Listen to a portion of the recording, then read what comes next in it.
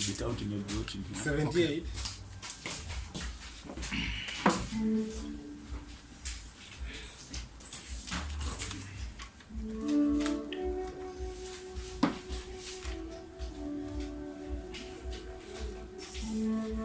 Praise God, church. Amen. Welcome to our Wednesday service, and we shall begin off by singing hymn number 78. Hymn number 78.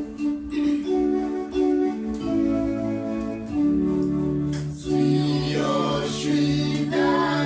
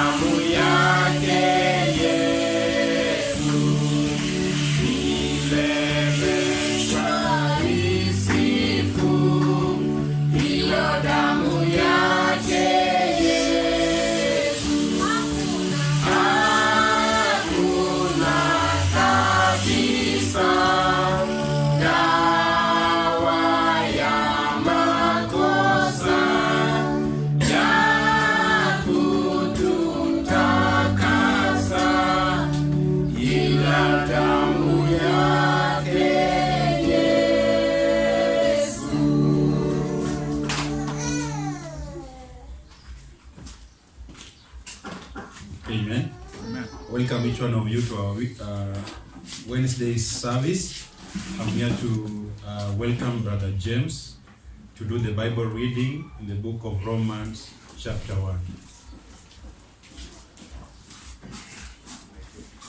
Amen. Please turn in your Bibles to Romans chapter 1. Romans chapter 1. We'll be reading the whole chapter, Romans chapter 1. Romans chapter 1.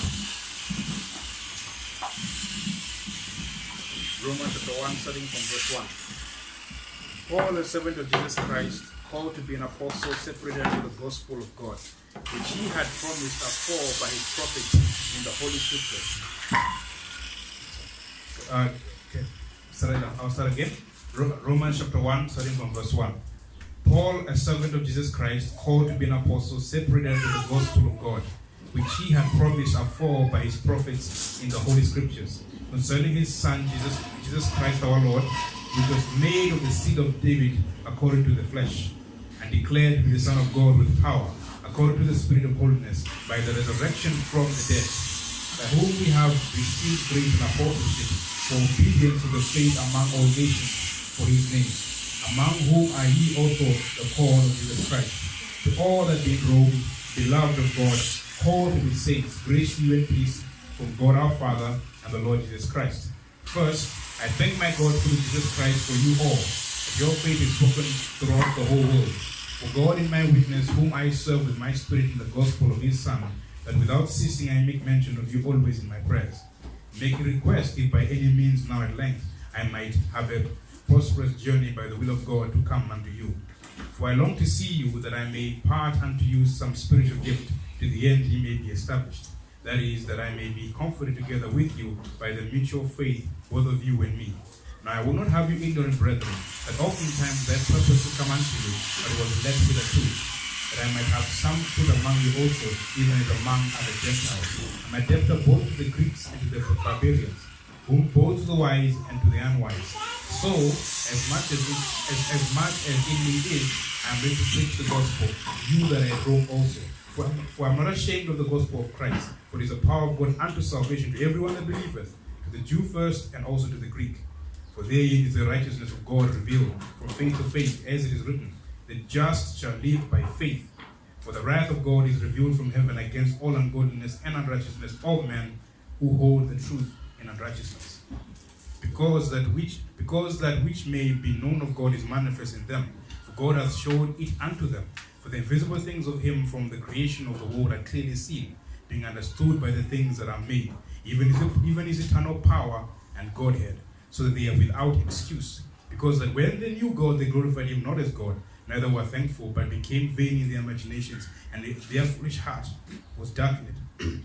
Professing themselves to be wise, they became fools, and changed the glory of the incorruptible God into an image made like to corruptible man, and to birds and four-footed beasts and creeping things. Wherefore God also gave them up to uncleanness through the lust of their own hearts, to dishonor their own bodies between themselves, who changed the truth of God into a lie, and worshipped and served the creature more than the Creator, who is blessed forever. Amen. For this cause God gave them up unto vile affections. For even their women did change the natural use into that which is against nature, and likewise also the men, leaving the natural use of the woman, burned in their lust one toward another, men with men, working that which is unseemly, and received in themselves that recompense of their error which was meet. And even as they did not like to retain God in their knowledge, God gave them over to a reprobate mind to do those things which are not convenient, being filled with all unrighteousness, fornication, wickedness, covetousness, maliciousness, full of envy, murder, debate, deceit, malignity, whisperers, backbiters, haters of God, despiteful, proud, boasters, inventors of evil things, disobedient to parents, without understanding, covenant breakers, without natural affection, implacable, unmerciful, who knowing the judgment of God, that they which commit such things are worthy of death, not only do the same, but have pleasure in them that do them. Amen. Let us pray. Dear Lord Jesus, thank you for this gathering here today. Thank you for bringing me here. Please fill Pastor Paul with the Holy Spirit. In your precious name I pray and always believe. Amen.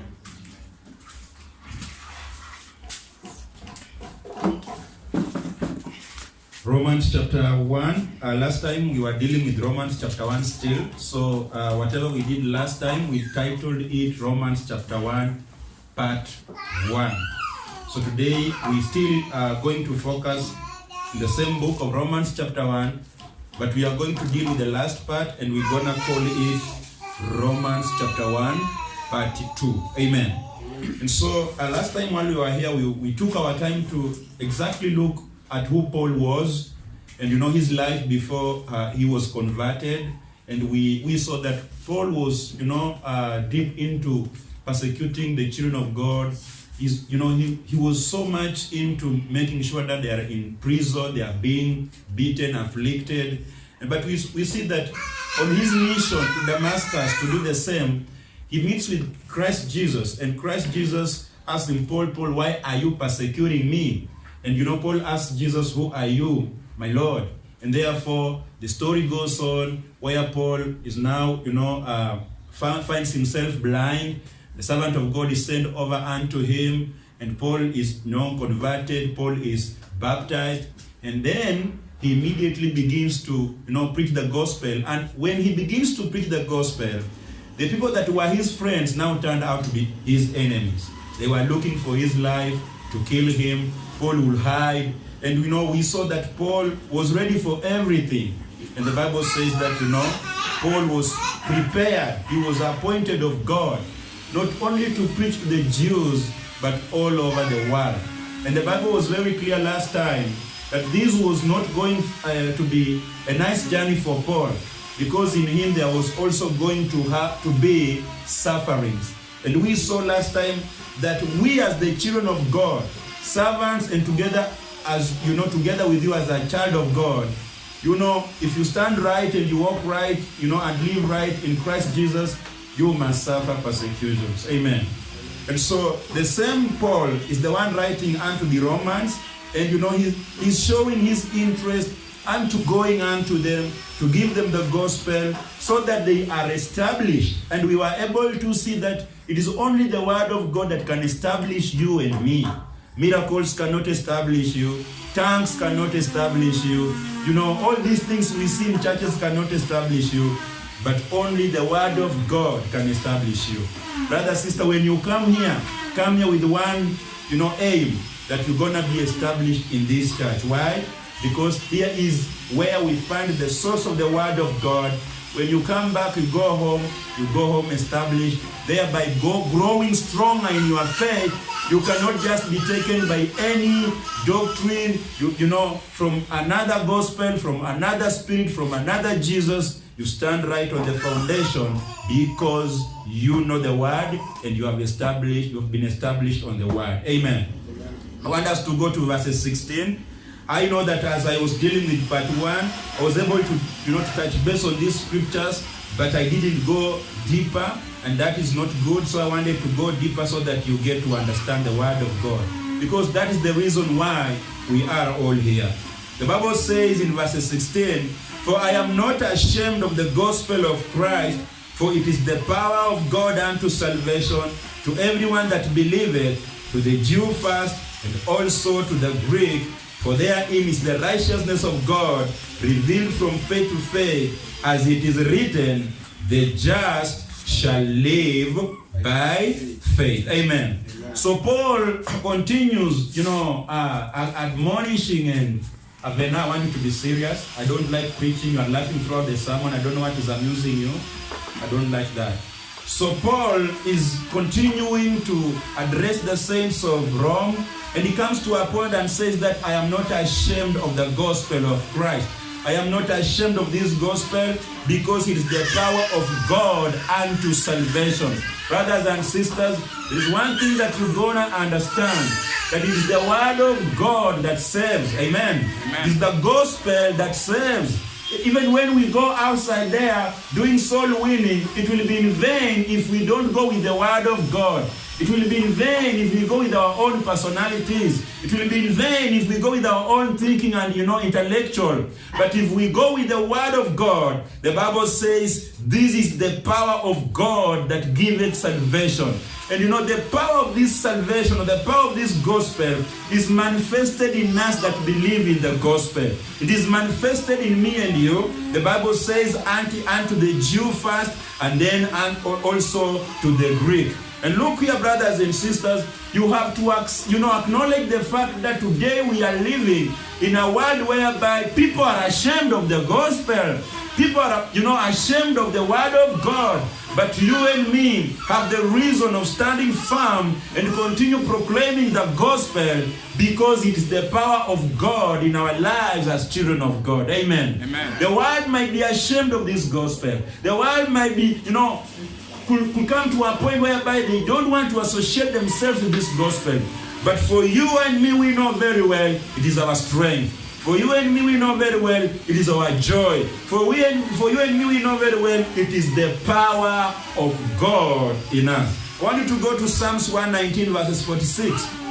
Psalms 119 verses 46. So you see that Paul is saying he's not ashamed. He's ready to preach the word of God boldly, courageously, without any shame. You should be ready to preach the word of God in the streets. You should be ready to speak boldly the word of God wherever you are, whether you are in school, whether you are with your peers, whether you are with your age mates. You have to come to a point and decide to preach it without shame. You know what?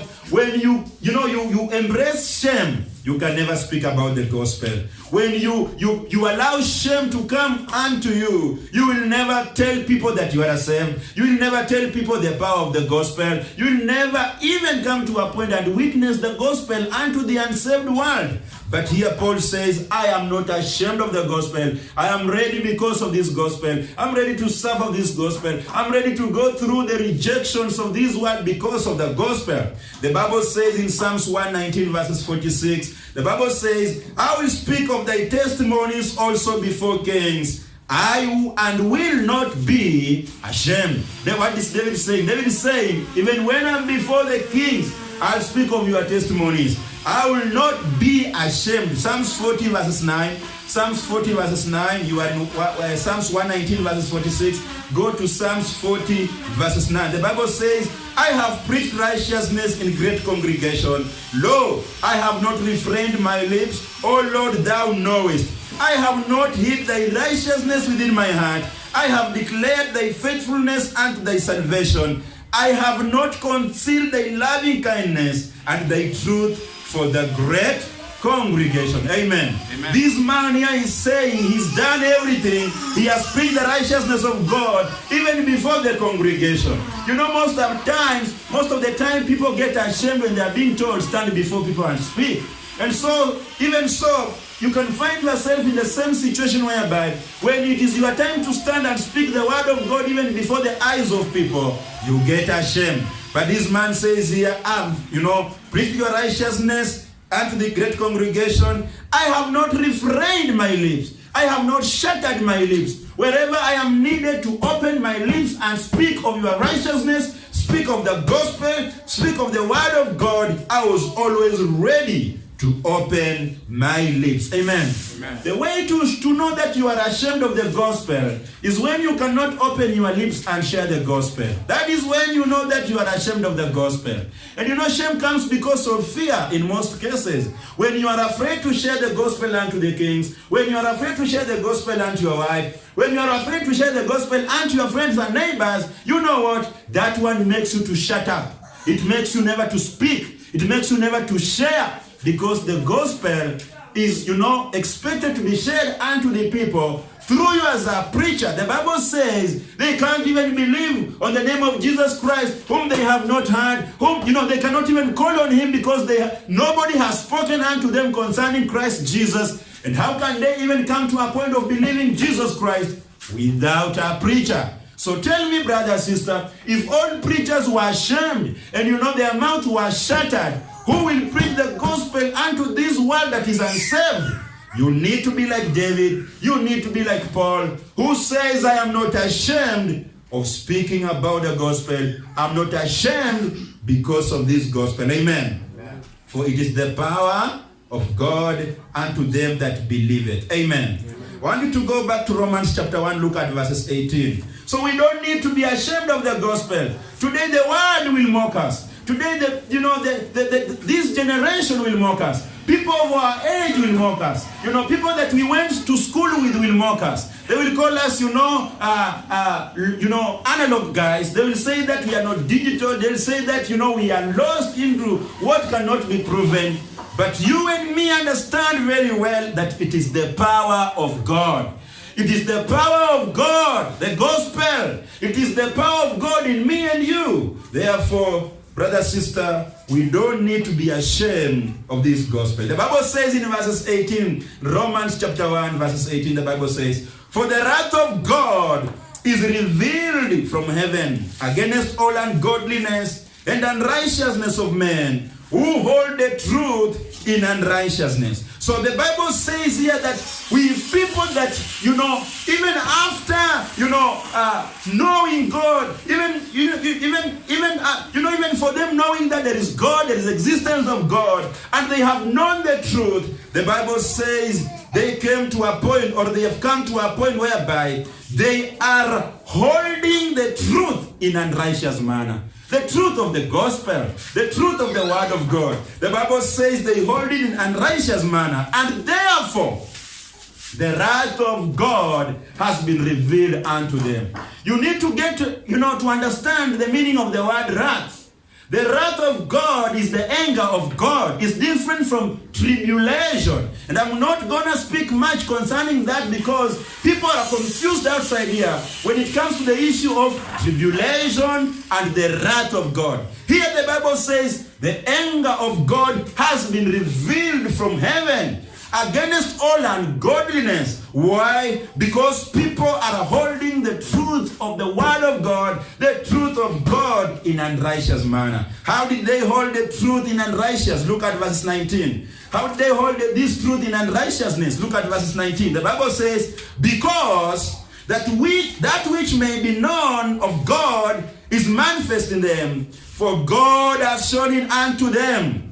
For the invisible things of him from the creation of the world are clearly seen, being understood by the things that are made, even his eternal power and Godhead, so that they are without excuse." Look here, everybody, nobody in this generation, and nobody in the generations, that are passed by, can come up and say they have no clue of who God is.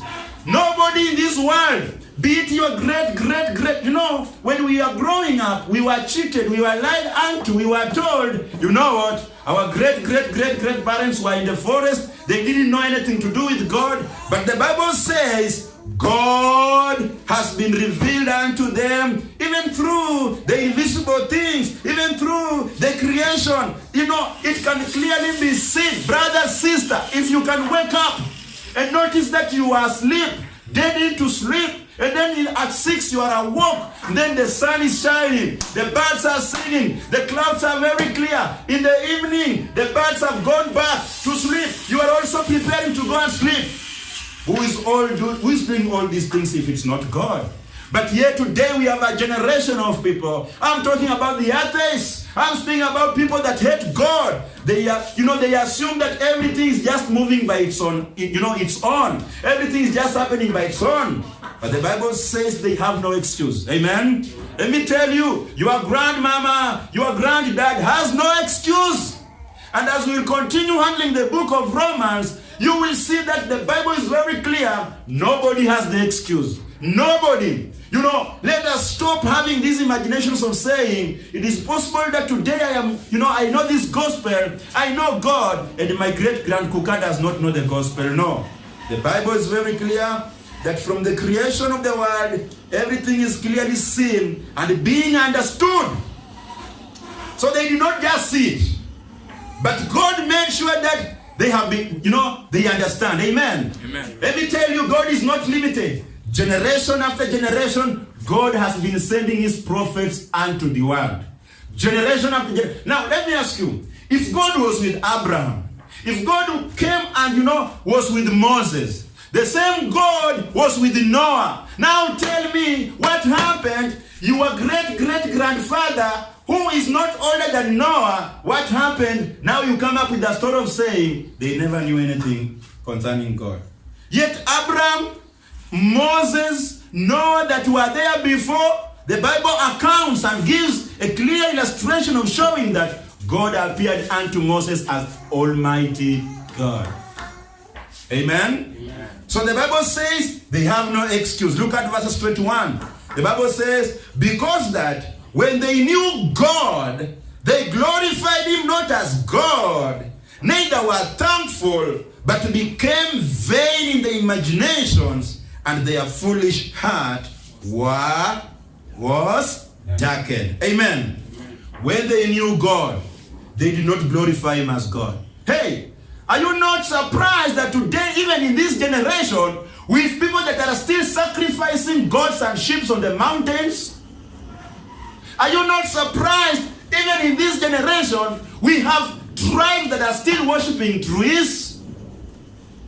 Are you not aware that our Kikuyu brothers and sisters, most of them are deep into worshiping the Mugumo tree? Or do you want to tell me they are also living those many, many years of your grandfather and grandmother? Hey, today we have the internet. Today the world has become so small in that Pastor Paul can preach while standing here, and somebody in Venezuela, somebody in the United States, somebody in Afghanistan, somebody in America can still hear the gospel. But yet, around here Nairobi, in Karuri Forest or wherever you want to mention, somebody is worshiping a tree. Somebody is busy killing a sheep on the mountain and calling on the ancestors to come over and give a blessing unto them. Have you not seen these things during the campaigns when these hopefuls, presidentials, hopefuls are looking for power, are looking for ways of getting into the government? What happens unto them? They go and meet the Jurinjeke elders so that they can speak blessings unto them. And what happens? Killing of sheep, calling on the ancestors. The Bible says, when they knew God, they glorified him not as God, neither were thankful, but became vain in their imaginations, and their foolish heart was darkened. Amen. Amen.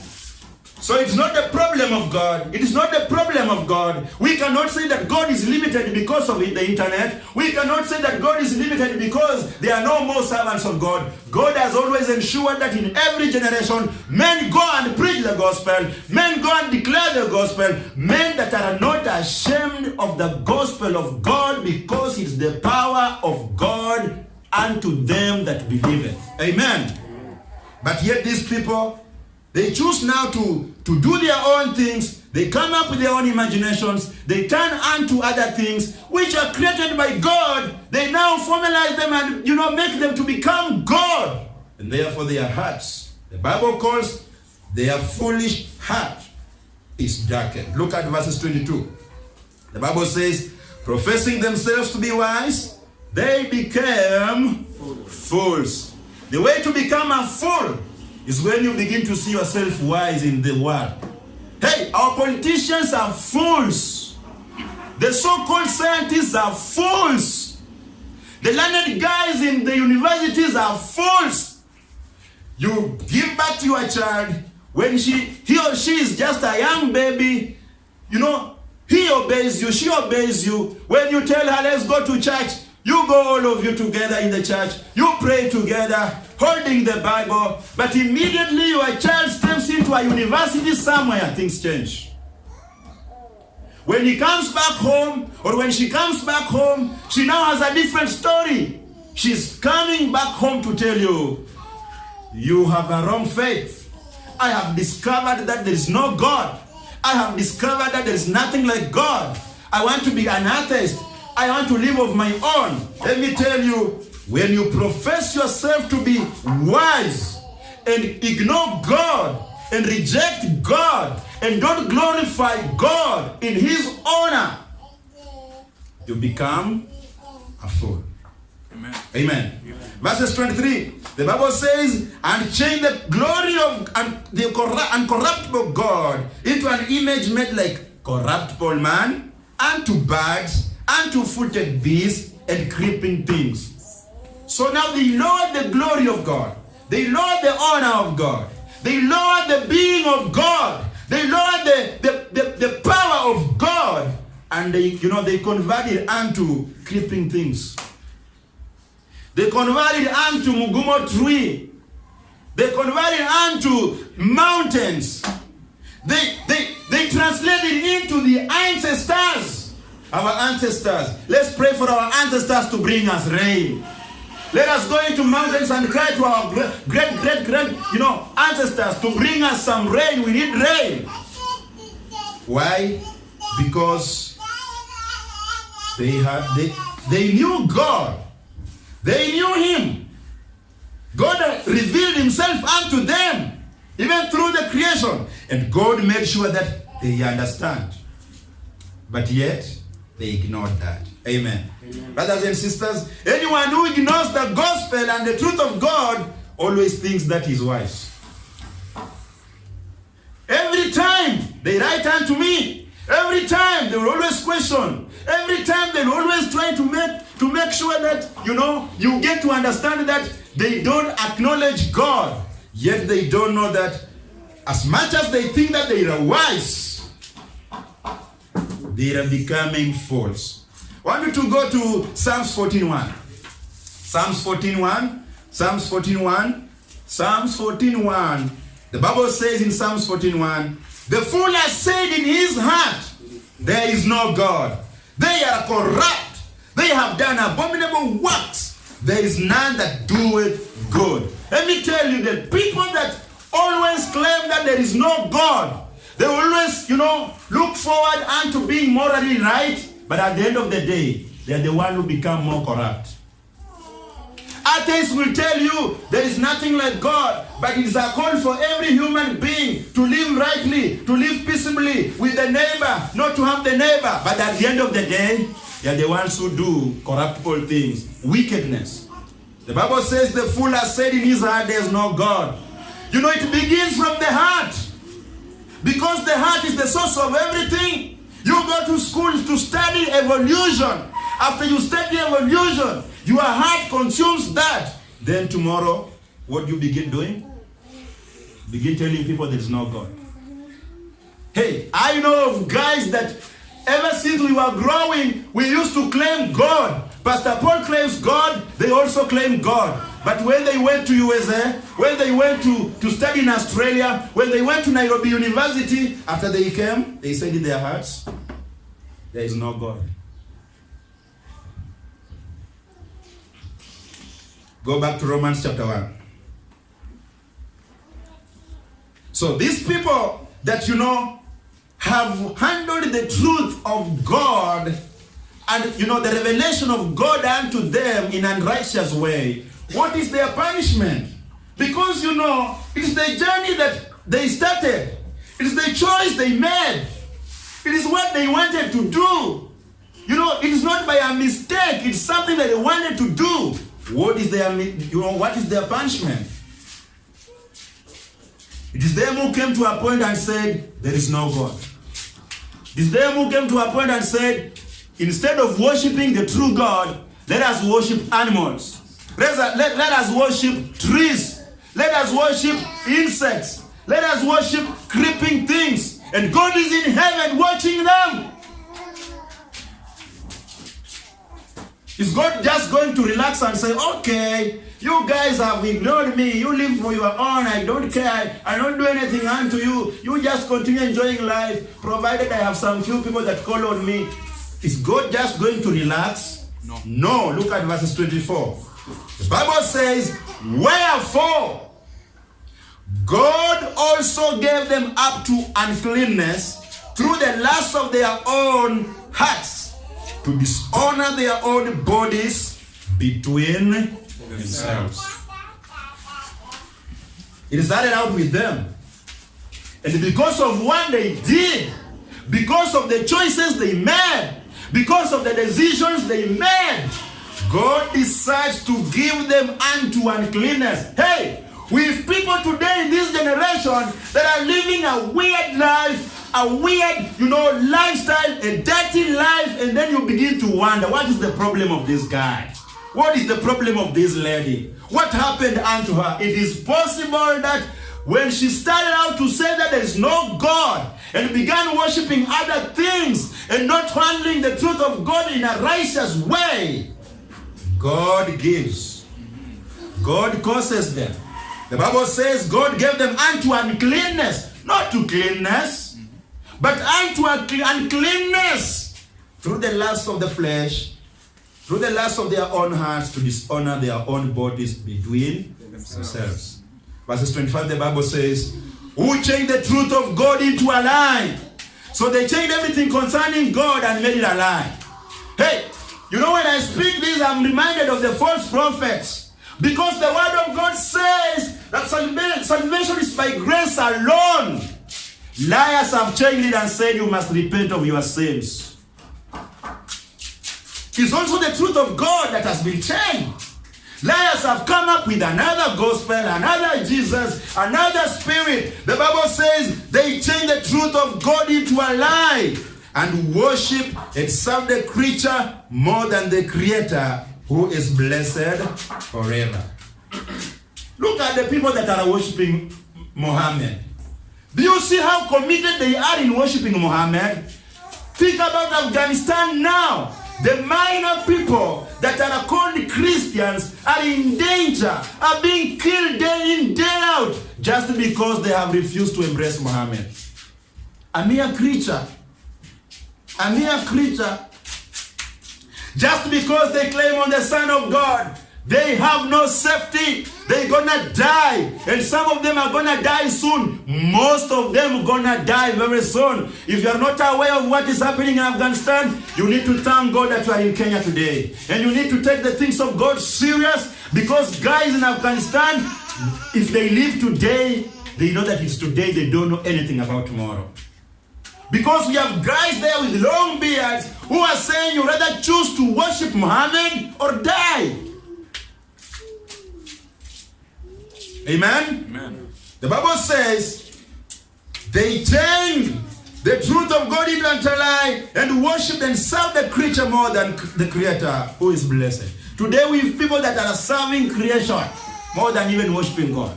Hey, are we not having people today who are ready to lie down, to crawl down at the command of their pastor, worshiping a human being?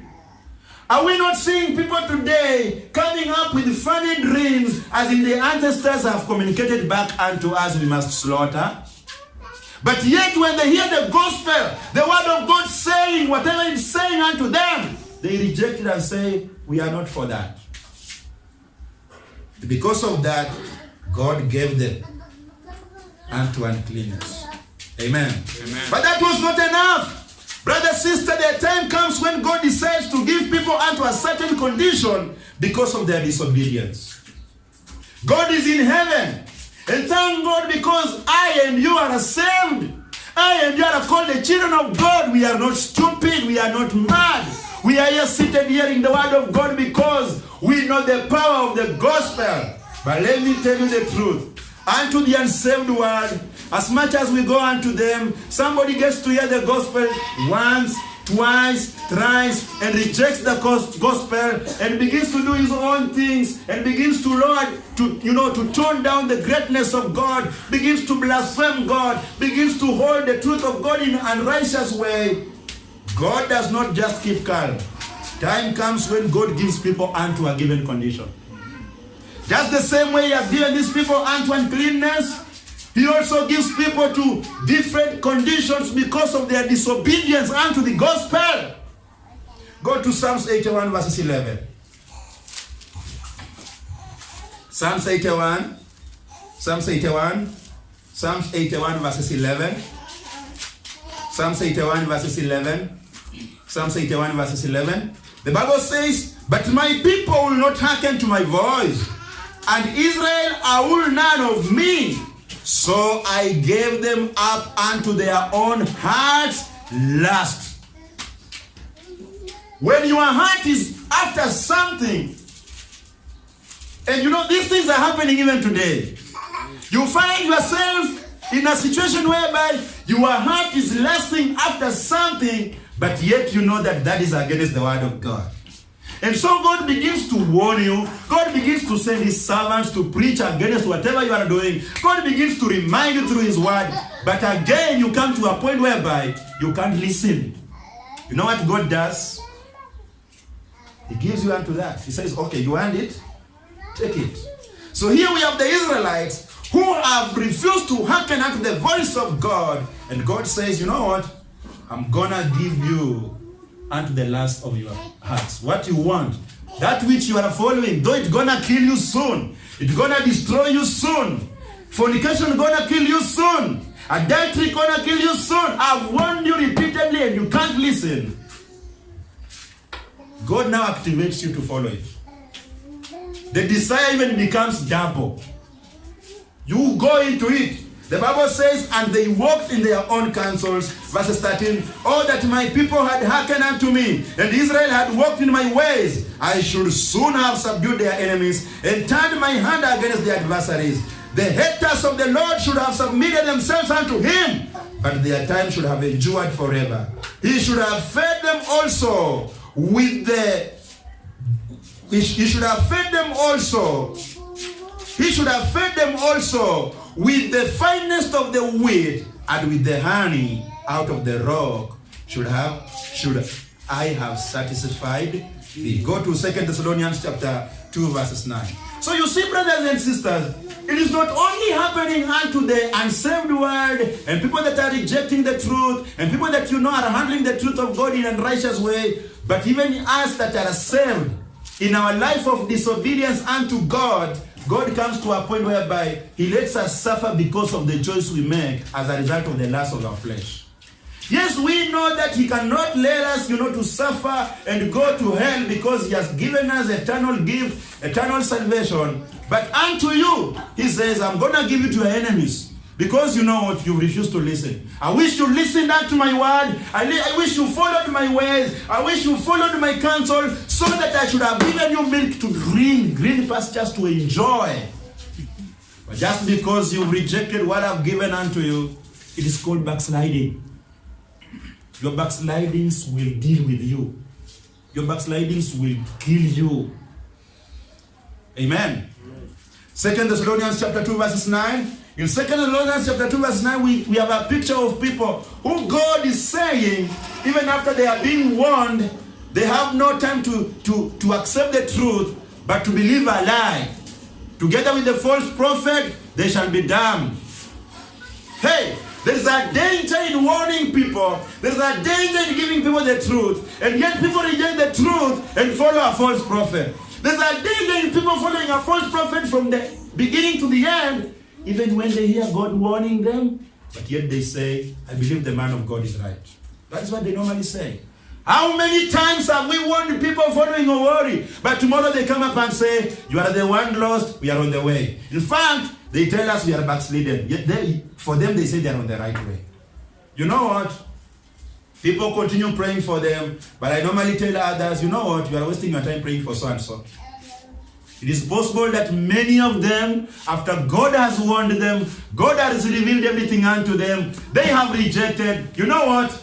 God, sends them a strong delusion to sleep, to continue dozing, in that their ears will never be trickled to wake up and hear the truth.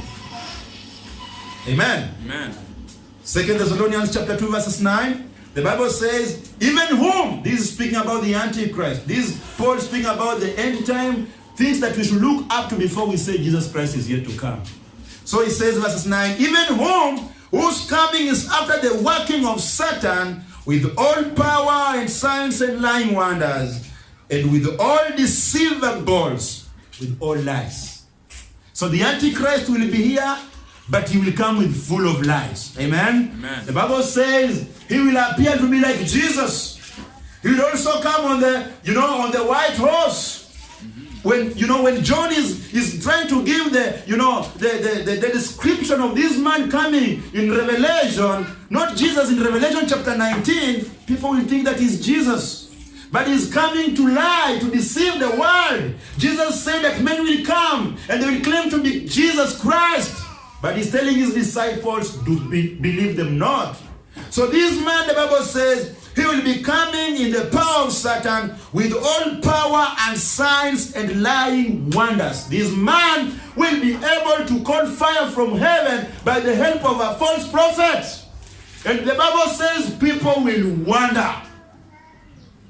Leave alone these things you see people saying, I was walking this way, now I am walking this way, I have been healed. And people follow that false prophet. No! This time round, fire comes from heaven. Poof! To deceive many. And the Bible says in verses 10, and with all deceivables of unrighteousness in them that perish, because they received not the love of the truth, that they might be saved. What is the problem of these people? They did not receive the love of the truth. They did not love the truth. They didn't like the truth. And so, because of this, because they hated the truth, because they did not embrace the truth, but loved a lie, God is giving them also unto a certain condition. Look at verses 11. The Bible says, and for this cause, God shall send them. Imagine what God is doing.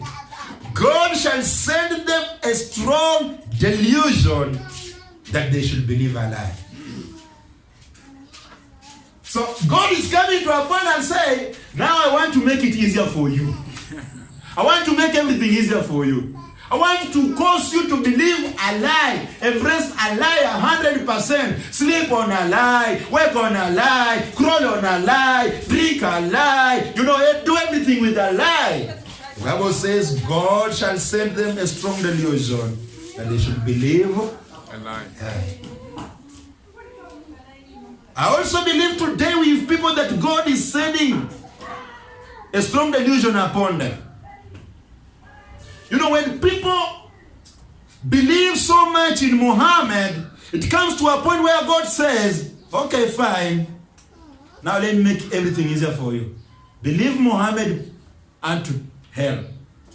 Follow Ondeto unto hell. Follow Jehovah Wanyonyi and you shall be there with him in hell. And then the person is just deep into Wanyonyi throughout. The person is deep into Owori throughout. The person is deep into Muhammad throughout. The person is deep into Jesus of Tongareni throughout. Why? Because they did not love the truth. And after God has warned, send prophets, send preachers, send men of God, men that are not ashamed of the gospel, they still rejected. God says, okay, fine. Have your way. I'll see you in the place where I have reserved for them that are disobedient.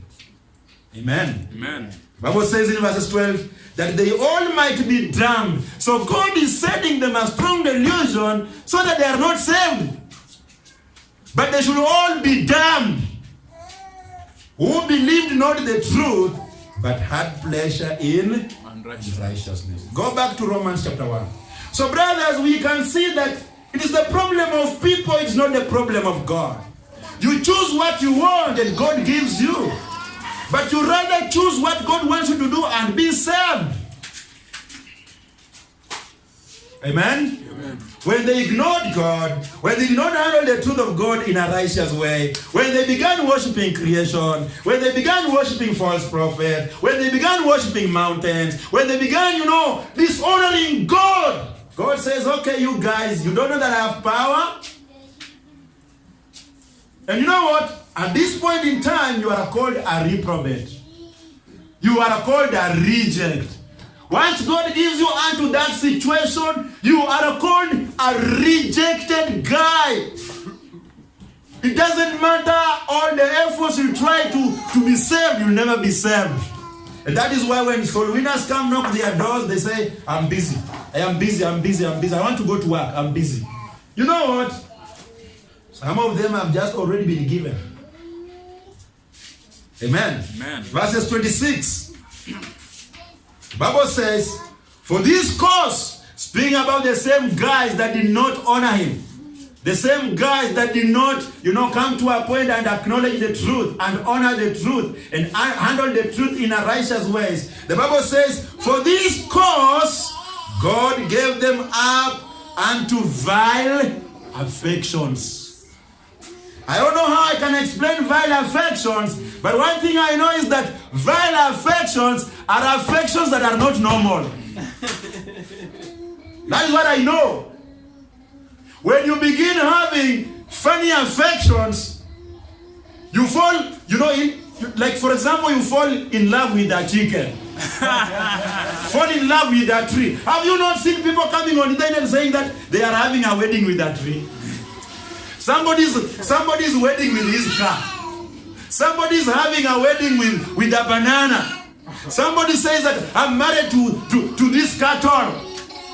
Vile affections, because even the normal society understands that as wickedness.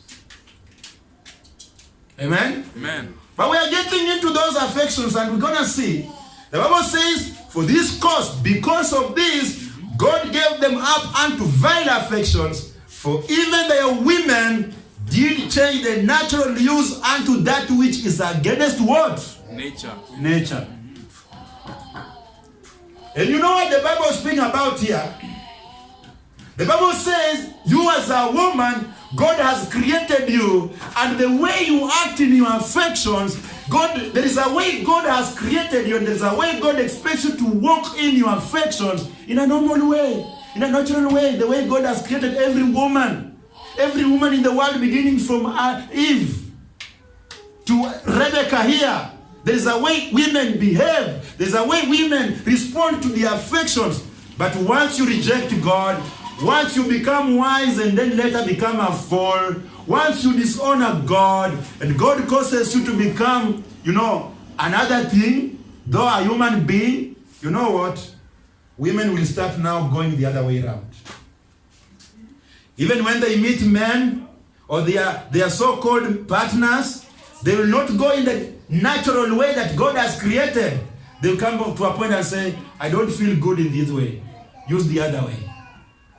When you reach to that point for which the child of God, is there any child of God that can come to this point? No. Never. No child of God, no woman of God, Christian woman can come to this point of saying, I want the other way around. When you come to that point, know that you are not saved, you are a reprobate. You are just helping us here to see, to sit here, to eat together, but you are a reprobate of all. So women did change their natural use unto that which is against nature.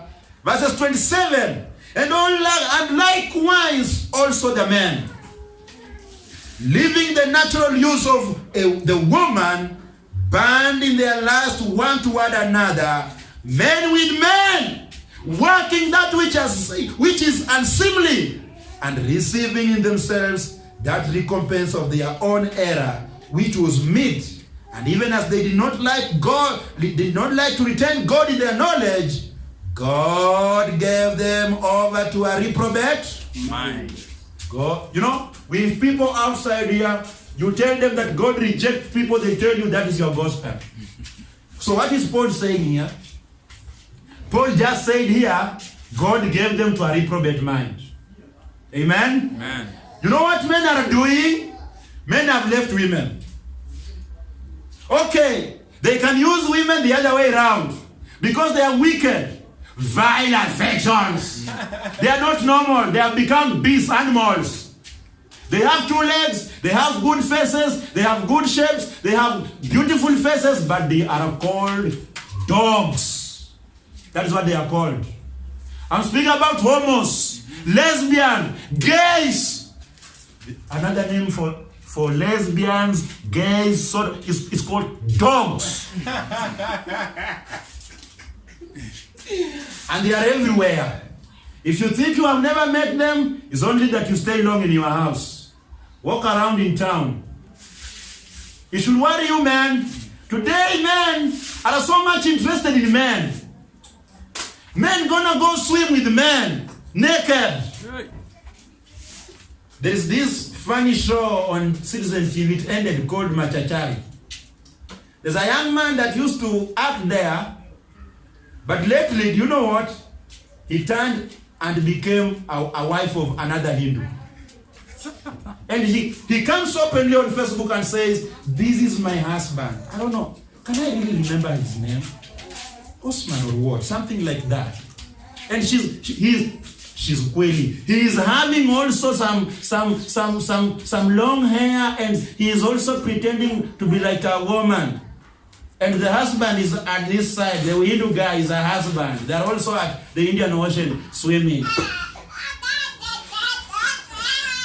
Men living the natural use of woman, band their last one toward another, men with men. Men with men. Hey! That is the result of rejecting God.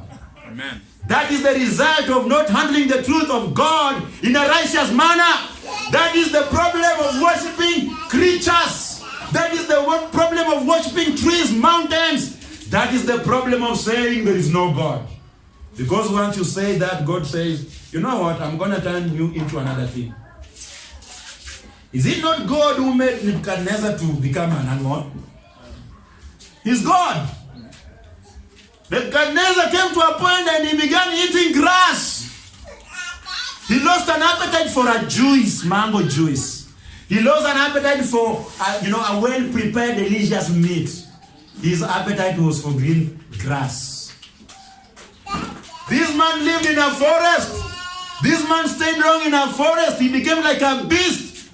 What are we learning, brothers and sisters? God has a switch.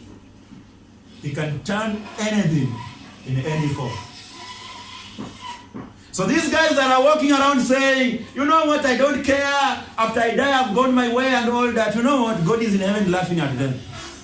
God is telling them, you don't know what I can do unto you. You better think twice and change your mind. Because I'm going to change you. If you are a man, you'll begin looking for men. Before you were interested in women. But now this time round, you'll hate Phyllis, you'll hate Georgina. Now you look for Johnny. You look for Dismas. You look for Raphael. Your interest is just in Raphael. Today, God has given people unto a reprobate mind. Somebody is in US, is boarding an airplane, coming to Jomo Kenyatta here. Somebody that is in US is called Vic Nair. He's coming to Nairobi to see Dismas. And before he comes, he's sending Dismas money like, you are my partner. Hey! And have you noticed the trend today? Ever since Bill Gates divorced his wife in a very soft way, Kenyans also have gone the same style. Alfred Mutua just did the same thing, leaving the wife on in a very soft way, drinking juice, and it's like, we are parting ways. In Uganda, the same thing has happened. In fact, you meet your wife in a hotel, and then you say, you know what, we've been together for 10 years now, I want us to live to live each other in peace. Where are you going? You could be going for Dismas. You could be going for Saul. You could be going for Richard. Why? Because in the first place, it is your problem. It is you forsook who? God. Don't tell me that homos were born that way. Don't tell me that sodomites were born that way. They were not born that way. It is until they came to a point whereby they rejected God. They cannot be saved. Because what? God has given them unto a reprobate mind. That is what the Bible is saying here. Because what the Bible says in verse 28, and even as they did not like to retain God in their knowledge. So these are the people who said we don't want to know anything about God. Even that which we knew before about God, we have rejected. When they did not like to retain God in their knowledge, God gave them over to a reprobate mind to do those things which are not convenient. To do those things, even a normal guy who is not saved will tell you this is wrong. Even a guy that has never been to a church like this, has never heard the gospel, will tell you that this is wrong. Do you know that a normal guy in the society will tell you it is wrong to sleep with a man, and you are a man? Even our kids will tell you so. Because there is a way God has made us and wired us. Amen? Amen. Let me just say this. It is normal that when you are walking around in the city, you being a man, when you see a beautiful woman, what do you see? What do you do? What do you do? Don't laugh. Just tell me what you normally do.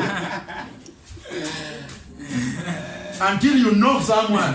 Why? Because the way God has wired us as men, which is wrong, Christians, you have to avoid that because it will lead you into another sin.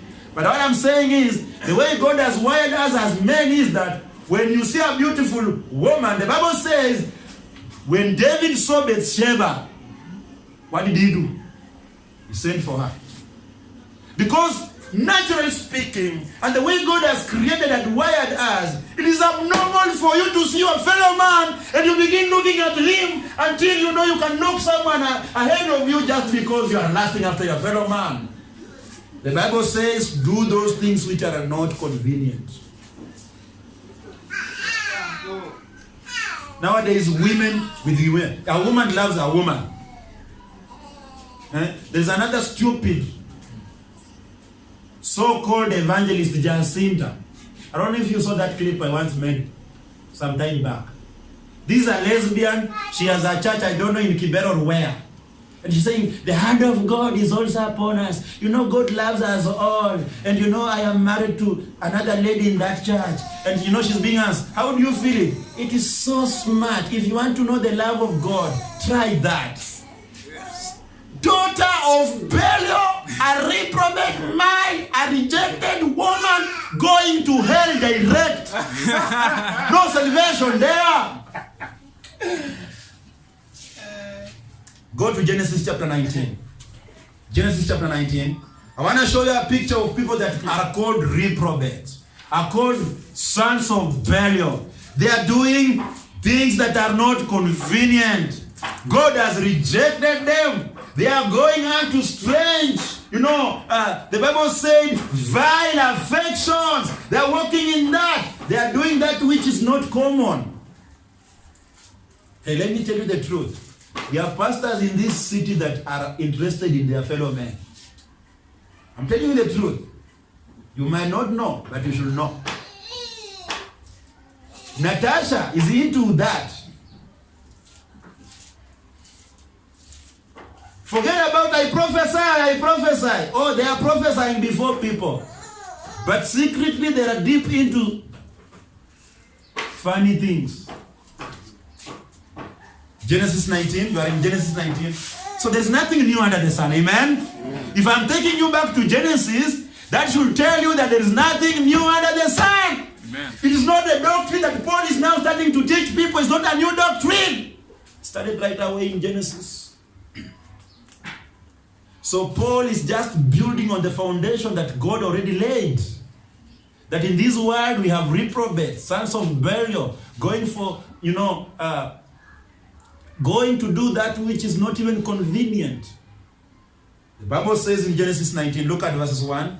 The Bible says, and there came two angels to Sodom at even, and Lot sat in the gate of Sodom, and Lot seeing them rose up to meet them.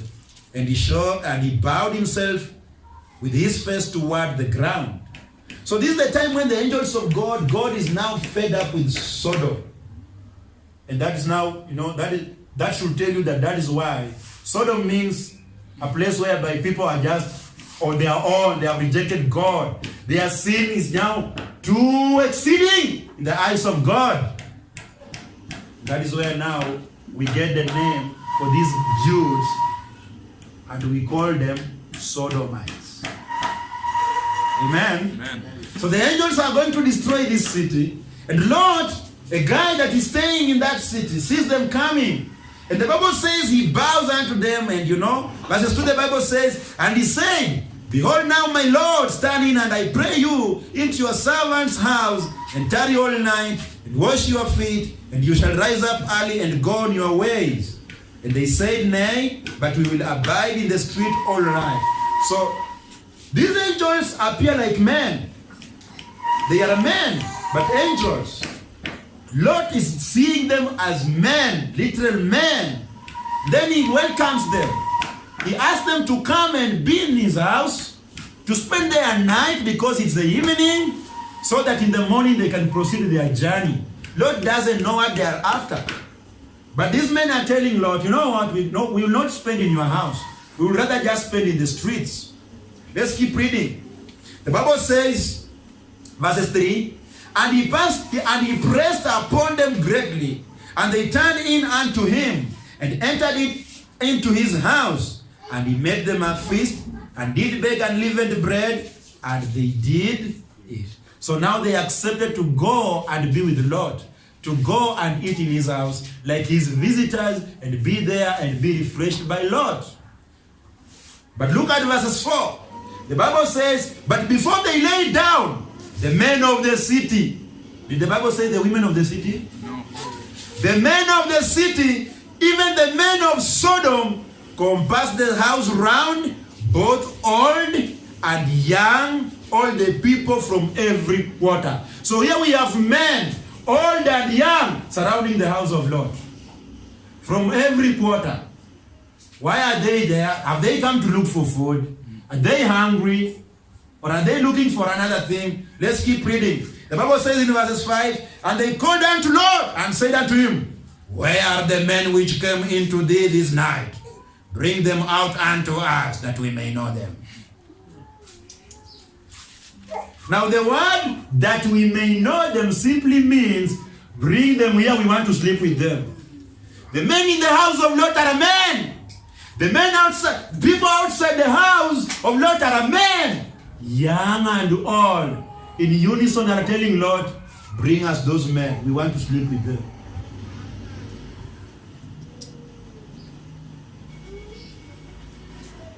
Verse 6. And Lot went out at the door unto them, and shut the door after them, and said, I pray you, brethren, do not so wickedly. So Lord is going to plead with them, please. So when Lot is coming out, he gets out, and then he closes the door, leaving the visitors inside. Then he's telling them, I pray you, brethren, please, don't do such a thing against my visitors. Verse 8. Lot continues to speak unto them. Behold now, I have 2 daughters. Now if you doubted when they said bring those men so that we know them, then tell me why Lot is telling them, I have 2 daughters. That proves that in the first place, these men want these visitors so that they sleep with them. So now Lord is telling them, I have another solution. Don't have my visitors. I have 2 daughters which have not known a man. Let them, I pray you, bring them out unto you, and do ye unto them as is good unto your eyes. Only unto these men do nothing, for therefore came they under the shadow of my roof. Imagine Lot being a parent. He's willing to give his 2 daughters unto a bunch, a group of men who are hungry for their fellow men. You know what? Lot is ready just to give his 2 daughters. And he's telling them, I'm going to give you my 2 girls. Do unto them whatever you want, but not my visitors. I don't think if I can do that to my daughter. I don't think if I can give my children, even to a guy that is not saved, leave alone a reprobate.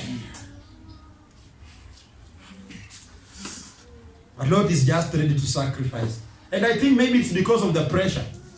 Because he knows that, because Lord understands this, at this point in time, Lord does not understand the power these men are having in the house. He just thinks that they are normal men. And so he's a way of, like, instead of I telling them, just go away and leave me alone, they will destroy me. Let me now suit them with my daughters. Amen. But look, the Bible says in verses 9, and they said, stand back. And they said again, this one fellow came into Sidon, and he will needs be a judge. Now we will deal worse with thee than with them. Oh Lord, you have refused to give us what we wanted. You are here to judge us. You are here to choose what to give us. You are here to choose for us what we want. Yet we want our own menu. Lord, we are going to show you what you have never said. These are satanic guys. And you know what? That is how homos behave. Give them your kids, and they will teach them a lesson. They are not friendly people, and we don't want anyone in the name of a homo in this church. They are not the children of God. They are the candidates of hell. Don't tell me, Pastor, hey, we can bring them and give them the gospel and they get saved. Remember, they rejected God first. It is them who rejected the truth first. They were not born that way. So they are telling Lord, we will deal with you, Lord, than with them. And they pressed so upon the man, even Lord, and came near to break the door. Why are they breaking the door? They want that food. They want to enjoy the man in the house. They are now telling Lord, you cannot hinder us. We will break this door until we have what we want. Verses 10. But the men put forth their hand. Now the men in the house, the angels. They put forth their hand and put Lot into the house to them and shut to the door. Verses 11. And they smote the men that were at the door of the house with blindness, both small and great, so that they wearied themselves to find the door. So this is what they have been given as a medicine. The men that want to molest the visitors, they want to, they have now, at this point in time, they have what we call vile affection. They want to break the door. The two men in the house of Lot, they pull in Lot, they shut the door, and they cause the men around, both small, big, all, to become blind. And they started looking for the door. They became blind. Everybody now. Brothers and sisters, go to Leviticus 18:22. Go to Leviticus 18:22. You can agree with me that there is nothing new under the sun.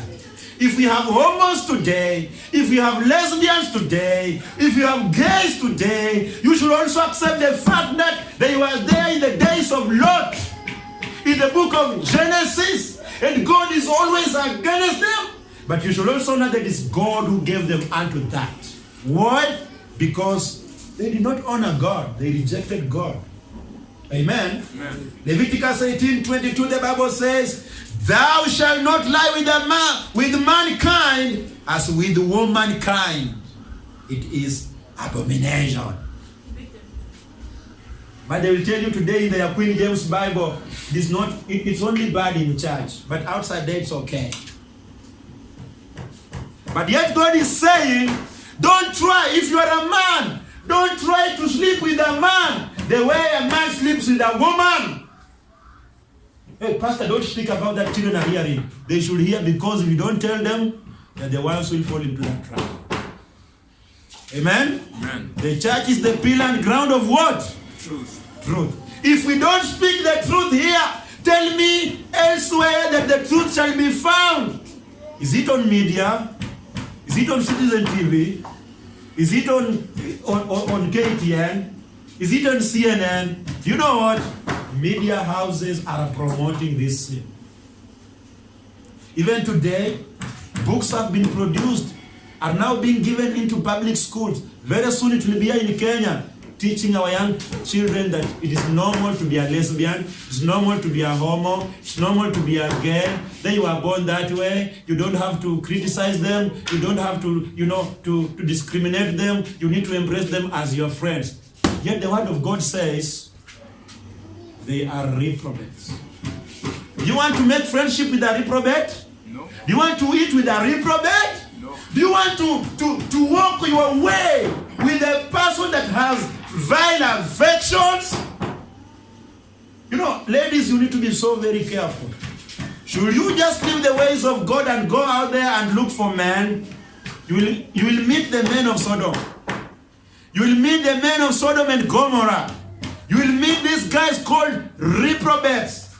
And they will use you perfectly the way Lot was willing to give his daughters unto them so that they do anything they want. When they get you, they use you like dogs. Have you ever seen dogs fighting for a bone? Have you ever seen dogs screaming when they're angry? That's how they will handle you, ladies. Do you know what I'm saying, ladies? This is what I'm saying. You need to be so careful. Love God, walk in His ways, and God shall direct your feet, and you shall find a good man, a godly man, a God-fearing man, a man that believes in the King James Bible, a man that believes in salvation by faith alone. And once you get married to that man, you shall never regret in your life. You'll always have peace. But if you go your own way, following the lust of your flesh, dogs are outside here waiting for you. They will work on you. They will make sure that they utilize you very well.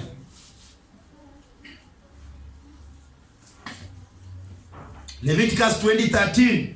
Leviticus 20:13.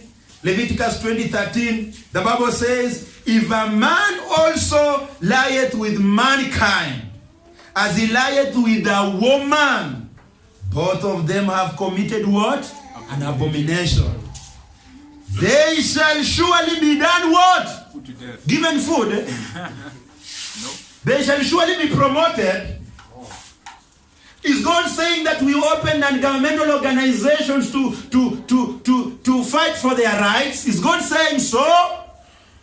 God is saying these guys must be dead. God is saying if you have a child who is a homo, the government should shoot down that guy and die. Unfortunately, today we don't have godly governments. You know what they are doing? They are protecting them. Because politicians are also homos. So parents that are listening unto me, protect your children. Amen? Protect your children. Keep safe your children. Because the world is wicked. The Bible says the world lieth into much wickedness. That is why, as a parent, you need to ask yourself, who is looking after my children? At school, who is teaching my children? Because even today, homos and gays are enrolled as teachers in schools. They are ready to be with your children 24 hours. 12 hours a day. You take your child, you send your child in a boarding school, she's there for 4 months, she comes back home, she's just speaking other things you don't understand. You know why? Because your child is in the hands of wicked men and women. But if this government was a godly government, instead of keeping homos and protecting them and safeguarding them and financing them, you know what? They should be stoning them to death. They should be killing them. Oh, God is not loving. God is loving here. Because you don't want to be with a person that can deal with you like an animal. Amen? Amen. The Bible says, if any man is found sleeping with a man like as he lieth with a woman, they have committed abomination, both of them, and they should be put to death. Their blood shall be upon them. Amen. Amen. So, brothers and sisters, the Bible says, and Paul writes in the book of Romans chapter 1, saying that, you know what? God has given them unto a reprobate mind, a rejected mind. Once you are called a reprobate, it means you are rejected by God. Your destiny is hell. There's no any other way. Pastor Paul will not convince God. But you know what? It is not that God hates you or God hated you first. It's because it is you who rejected God. It is you who rejected the truth. You did not glorify God as God. Amen. Amen. Brothers and sisters, it is easy to have people in church, and it's easy for pastor to believe that you also have Christians in church, but some are reprobates. When you notice that you are just going in this, in a weird way, just like these guys, going for strange flesh, having weird affections, something is not right.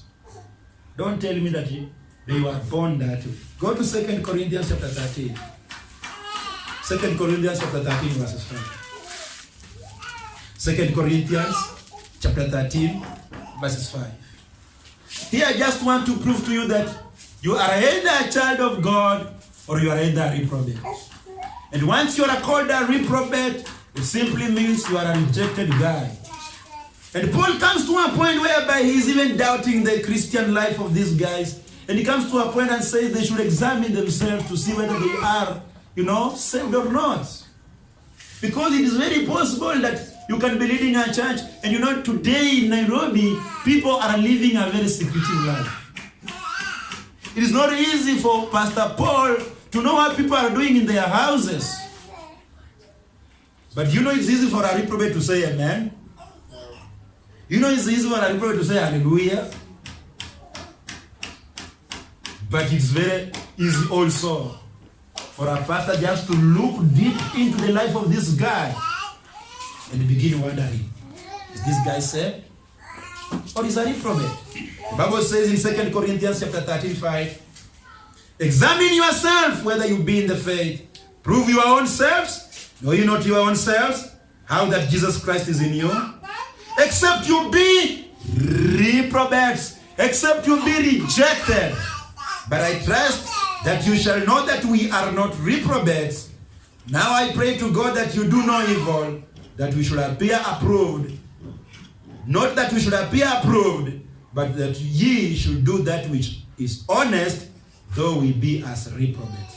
Even though, you know, people can come to a point and begin to see Pastor Paul, begin to see good men of God as reprobates. Paul is saying, you better know that we are not reprobates. But you guys, examine yourself, check and see whether you be in faith or not. Maybe you are a reprobate. So this is a doctrine that should be preached in every true church. Let me tell you the truth. This doctrine is not being preached. Today the so-called praise and worship team is filled with homos, lesbians, gays. They are singing with earrings, and you know him as David, yet you don't know that he's a wife of someone. Hallelujah, Hosanna, Baba, Hallelujah, Hosanna. Painting himself, frying the hair, calculating everything. These churches are full of them. Had these churches started preaching this doctrine of, you're against sodomites and the doctrine of reprobates, you know what? The church will be clean. Amen. Amen. This doctrine must be preached every day. Especially now, like for instance in Kenya, these Jews, these reprobates, are now seeking ways to be allowed by the government, to be confirmed by the government, to be acknowledged by the government, so that we all come to a point and just consider them as our brothers and sisters. It is wicked. And if it has not happened in the government of Uhuru Kenyatta, expect it to come in the next government. You remember one time Obama came? You know why Obama came? And it was all in the public domain. Obama came on convincing Uhuru Kenyatta to buy in and to accept and to allow our Kenyan society to embrace sodomy, to embrace homos, to embrace gays, to embrace lesbians, because Obama himself is a homo. But what did Uhuru Kenyatta say? My people. Amen? Thank God for Uhuru. Uhuru tick. Uhuru tick. But who knows the next government? Because you know what? As a government, once you buy in whatever America is giving you, it's wickedness, homosexuality, and all that. What comes then? Money. Money, money, money, money. And if you refuse, you know what? People with the AIDS begin to die. Because they tell you, if you don't accept this is what you are going to face. Let us protect our children. Amen. Amen. Go back to Romans chapter 1, look at verses 29. So these people, again, the Bible says, not only that have they rejected God, not only that have they, have they failed to glorify God as God, but the Bible says in verses 29, being filled with all unrighteousness, they are also fornicators. Fornication, wickedness, covetousness, maliciousness, full of envy, murder. They do kill, they do murder, debate, deceit, malignity, whisperers. They are also backbiters. But mark this, Haters of who? God. They hate God. So do you want to tell me a person that hates God can get saved? Haters of God, despiteful, proud, boasters, inventors of evil things. Every day they produce new evils. That's their work. Satan is working in them. So if you think, fornicating is only the biggest sin in the world, they come up with a new sin of man and man. Inventors of evil. Disobedient to parents. These guys never obey their parents. You know what? Homos, lesbians, and gays will never be parents. A man and a man cannot produce a child. A woman and a woman can never produce a child. And so because they become homos and lesbians, knowing that their parents were not so, their parents can never be happy with them. As much as their parents rebuke them, they never obey. Disobedient to their parents without understanding. Covenant breakers. Hey, recently I was watching another clip on YouTube. It happened here in Kenya, Nairobi here. A lady got married. And this lady is not saved. And she just decided to go to a church. And these contemporary churches, many people are not saved. And so she went to a church and she became a praise and worship team member. So she started singing. In that team, she also found a partner, a young man, very good at singing. Hallelujah, Hosanna, Baba. And then they bonded. And in a short while, they went to stay together as a wife and a husband. 3 months down the line, the lady says whatever she began seeing was horrible. This guy is busy in church singing Hallelujah, Hosanna, Kwa Baba. But yet, he's a wife to someone. And allow me to speak this, though it will make some of you wonder. The lady said this. When the guy goes to the bathroom to bath, when the lady follows her, looking at her body, the buttocks are swollen. Why? They have been used. When they are in the house, the lady is here seated with the kids, the young man is here, somebody calls. Immediately the guy receives the phone or the call, he changes his voice. If he speaks like a man, he now begins to speak like a woman. Hello? Yes. I'll not come tonight. And the wife is seated there. When the wife continued to ask why, she was beaten desperately. And later, you know what the young man did? Packed all his things, and the husband man came and picked him in the car, and they went, and the woman was left alone. My daughters and ladies that are listening out to me, the world is wicked. And not everybody that is wearing a trouser is a man. Some are beasts. Not everybody that says, Lord, Lord, believes in that name. Not everybody that goes to church with a microphone and they are playing guitar and keyboard, because today women here outside here in the name of Christians are saying, I better get married to a pastor, a keyboardist, a guitarist. Who told you that that keyboard will be played in your house? Who told you that you will be preaching sermons in your house? Hey, you better change your mind, brother. Change your mind, sister. Amen? The Bible says, these guys are without natural affection, but they have vile affection. Implacable and merciful. You want to tell me the guys that went to Lord's house were merciful? No. They were not. Look at verses 32. The Bible says, who knowing the judgment of God, that they which commit such things are worthy of what? Death.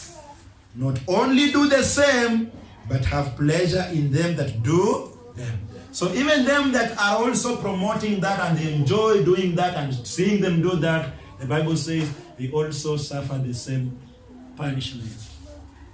Brothers and sisters, this is the book of Romans chapter 1 if you have forgotten. Having such a heavy doctrine. And you know what? This is what we have to preach to our true churches. Amen.